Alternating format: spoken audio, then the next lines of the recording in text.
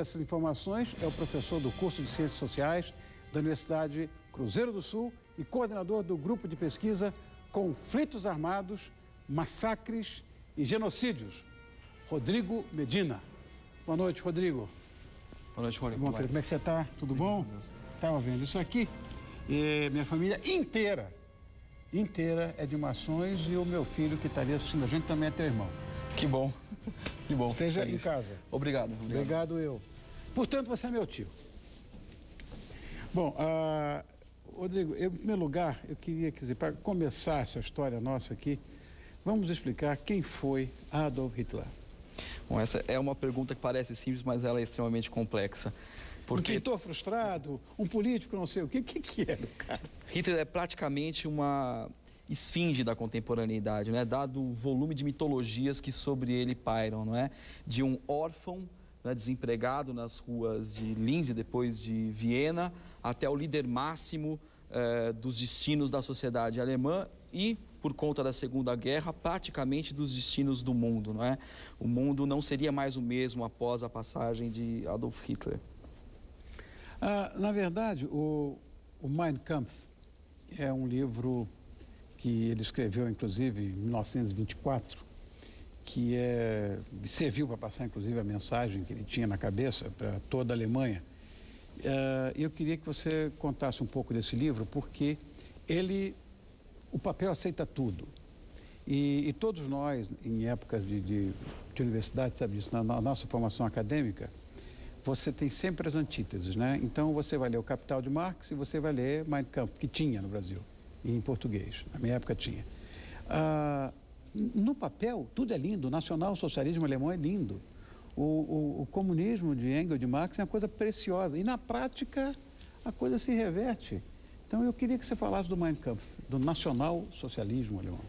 Ok. Bom, dizer sobre o Mein Kampf, né, me obriga a passar por parte da biografia de Adolf Hitler e do grupo ao qual ele pertencia, não é, de militantes do nacionalsocialismo alemão.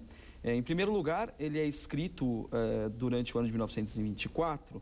A maior parte desse período, Adolf Hitler estava na cadeia, não é? E por que ele estava preso? Por conta de um malfadado golpe que ele, junto de outros militantes, não é, nacionais socialistas, deram em 1923, o chamado Putsch da cervejaria, que pretendia tomar, não é, o governo da Baviera. Malfadado porque foi desmantelado, seus militantes foram presos e na cadeia ele teria editado o primeiro volume do Mein Kampf, que foi editado apenas em 1925, quando ele já estava livre. É importante dizer que houve um segundo volume escrito em 1926 e a versão que nós conhecemos é uma compilação de ambos, não é? Para dizer acerca do seu conteúdo, ele tem trechos autobiográficos em que Hitler narra sua trajetória, mas evidentemente trechos comprometidos, porque é uma narrativa heróica, heroicizante, que mascara muito da sua própria biografia, segundo vários historiadores já determinaram, não é? Uma parte de análise conjuntural da situação alemã, primordialmente dos motivos da derrota da Primeira Guerra Mundial. Hitler não entendia que tivesse havido uma inferioridade militar alemã, e sim a traição da classe política alemã, que havia entregado os destinos daquela sociedade às potências capitalistas ocidentais, não é? Primordialmente França e Inglaterra. Há também uma pseudo-teoria de geopolítica, uma leitura muito tortuosa do pensamento de um geopolítico chamado Karl von Haushofer, e que leva à estratégia da teoria do espaço vital que Hitler defende, ou seja, que a sobrevivência da sociedade alemã dependeria da expansão do território vital alemão por sobre outras sociedades, primordialmente periféricas do sistema capitalista, não é? Isso para dizer, Inglaterra e França já detinham boa parte, não é, do mundo no contexto do neocolonialismo, ok? A Alemanha, que se unificara tardiamente, em 1871, nas vozes de Adolf Hitler e de outros nacionais socialistas, reivindicavam a sua parte do mundo, não é? Nesse ímpeto, portanto, imperialista. E uma última parte do Mein Kampf, com uma doutrina política que apresentava uma forma tenebrosa de antissemitismo, não é? Na forma específica do antijudaísmo, se defendia fantasiosamente, ficcionalmente, evidente, não é? A existência de uma conspiração judaica mundial, aliada a uma conspiração comunista, e aí o nacionalsocialismo, o nazismo, se apresentava como a única via de salvação da sociedade alemã, destinada pela providência a governar o mundo, porque Hitler sustentava também uma teoria eugênica, nós chamamos, né? Sim. De superioridade da raça ariana sobre todas as demais. O inimigo rássico número 1, não é? Do superior povo alemão seriam os judeus, eslavos, poloneses, ciganos, inclusive, não é? Que deveriam perecer frente a um governo mundial de caráter nazista. O apelo dele, inclusive, incluía basicamente esse sentimento que você está falando, que é o fanista, né? Que o povo tinha pela Alemanha. Ele pegou uma Alemanha abaixo da crítica, uma inflação monstruosa, as pessoas num estado de pobreza. É nessa hora que surgem esses tiranos, esses líderes, porque ele passou para o povo alemão que a ofensa monumental que foi o Tratado de Versailles, né? Isso aí nós sabemos. Agora, 2 esclarecimentos. Eu queria que você falasse do primeiro, como historiador, do Tratado de Versailles, como foi a ascensão dele ao poder. Ok. Bom, em primeiro lugar, o Tratado de Versalhes, ele foi lavrado logo após o término da Primeira Guerra Mundial e impunha aos países derrotados, primordialmente a Alemanha, os termos dos vencedores. Sim. Não é? Inglaterra e França. E num vagão de trem, quer dizer, uma coisa...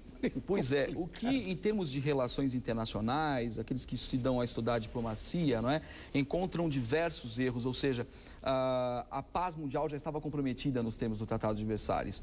Um instrumento de armistício, quando um tratado que se impõe ao término de uma guerra, deve vislumbrar uma perspectiva de paz, e ali já estava dada a continuidade do conflito. Isso porque ele tem um caráter primordialmente restritivo. Uma série de medidas, o que inclui a condenação da Alemanha ao pagamento de 32 bilhões de marcos por indenização às potências perdedoras da Primeira Guerra, incluindo algo inusitado, o pagamento por pensões de soldados, de combatentes mortos. Isso nunca se viu antes na história. Absurdo. E a Alemanha se torna refém dessas potências porque até o pagamento dessa quantia absurda, regiões estratégicas em termos econômicos foram ocupadas por essas potências. Por exemplo, a ocupação francesa no Vale do Ruhr, que era uma região riquíssima à indústria alemã, e também o alijamento do território alemão da Alsácia e da Lorena, também territórios estratégicos em termos econômicos. O que nos dá a entender, não é, que havia uma estratégia implícita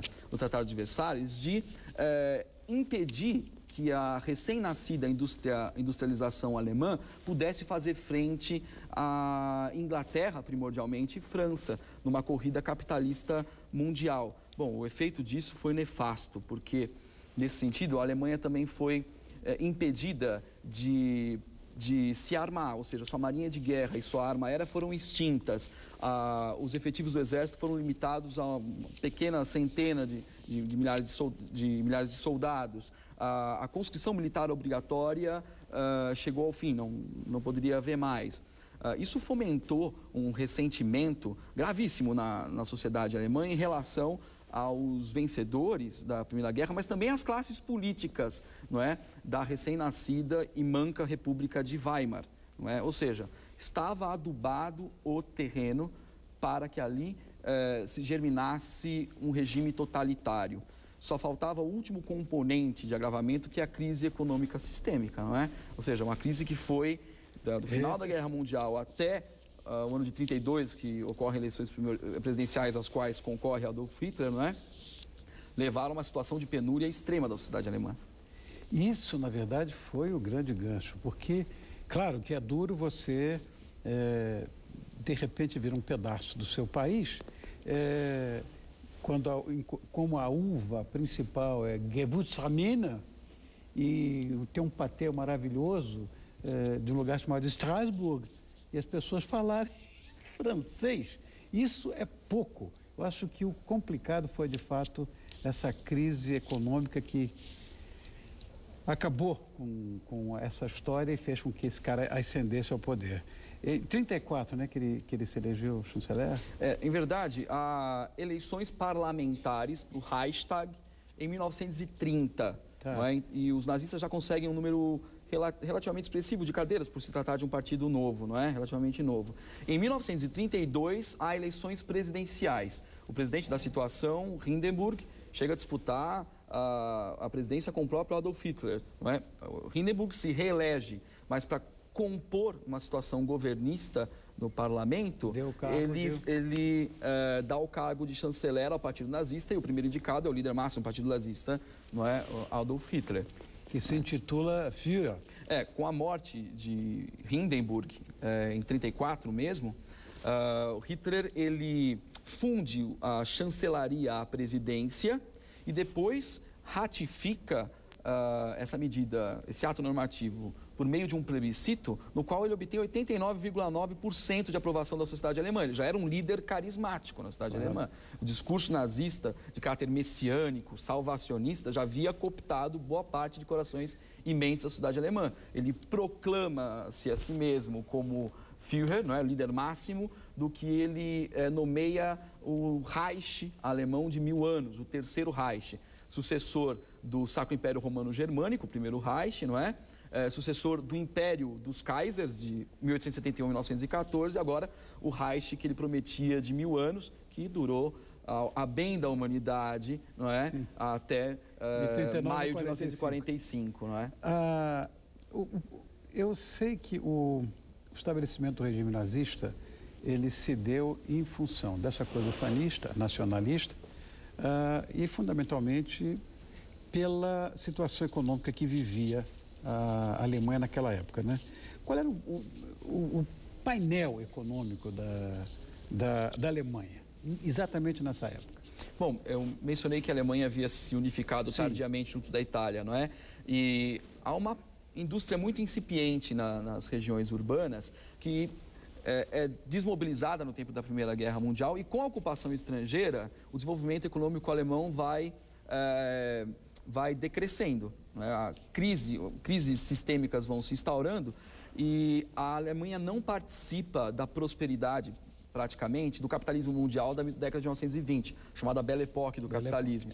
Só que amarga o pior das crises capitalistas. Em 1929, os efeitos do colapso, do crash de Wall Street, né? A crise mais grave já experienciada sob o signo do capital, se transforma na Grande Depressão Alemã e chega ao ápice exatamente em 1932 com a grande inflação alemã. São célebres as imagens históricas das notas de marco sendo remarcadas semanalmente. Tanto quanto aquelas imagens em que as pessoas precisavam trocar um bolo de dinheiro por um pedaço de pão, ou mesmo aquelas pessoas que arremessavam as cédulas de papel moeda ao fogo para escaparem do frio, porque de nada mais elas valiam. Houve um processo de pauperização, ou seja, de empobrecimento radical da classe média. Nós podemos dizer do fim das classes médias, não é? Na Alemanha desse período.